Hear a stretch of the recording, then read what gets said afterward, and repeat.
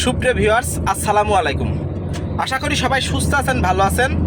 আজকে 7 তারিখ বৃহস্পতিবার, কুষ্টিয়া থেকে কিশোরগঞ্জ নান্দাইলের উদ্দেশ্যে রওনা দিলাম প্রাইভেট নিয়ে। ওখানে একটা গাড়ি রয়েছে, ভাইয়া গাড়িটা বিক্রি করবে, সেই গাড়িটা দেখতে যাচ্ছি।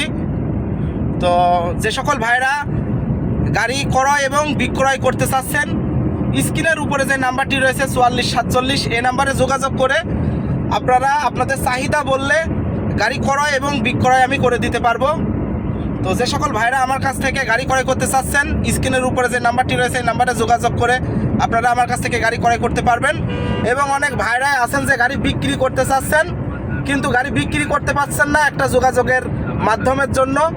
তো সে সকল ভাইরা আমার এই ইমো হোয়াটসঅ্যাপ নাম্বারে আপনার কাঙ্ক্ষিত গাড়িটার ছবি এবং ভিডিও দিলে আপনার গাড়িটা ইনশাল্লাহ ন্যায্য মূল্যে আমি বিক্রি করে দিতে পারবো ইনশাআল্লাহ। তো আমরা এখন কুষ্টিয়া থেকে রওনা দিচ্ছি। ড্রাইভার সাহেব দেখো, মোটামুটি রাত্রি 8টা-9টার মধ্যে পৌঁছায় যাব। যে সকল ভাইরা নান্দাইল কিশোরগঞ্জের আশেপাশে রয়েছেন সে সকল ভাইরা আমার সাথে যোগাযোগ করতে পারেন। মোটামুটি রাত্রে 10টার মধ্যে আপনাদের নান্দাইলের পৌঁছাবো। তো আমাদের ড্রাইভার সাহেব রাজীব, দেখি, আর ড্রাইভার সাহেব রাজীব গাড়ি চালাচ্ছেন এবং পাশে মিলন, দেখি মিলন, আশা করি অনেকেই চিনবেন। এই যে আমার শ্রদ্ধেয় বড় ভাই, এই ভাইয়ের জন্যই আসলে গাড়িটা দেখতে যাওয়া। তো সবাই দোয়া করবেন আমরা যেন সহি সালামতে ঘুরে আসতে পারি।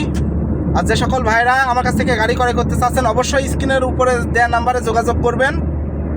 আশা করি আপনার গাড়িটা ন্যায্য মূল্যে বিক্রি করে দিতে পারবো। এবং আমার কাছে সবসময় অ্যাভেলেবেল সেকেন্ড হ্যান্ডের ওল্ড শেপের হাইসগুলা এবং নিউ শেপের 5, 6, 7, 8, 9, 10-এর হাইসগুলো অ্যাভেলেবেল থেকে থাকে।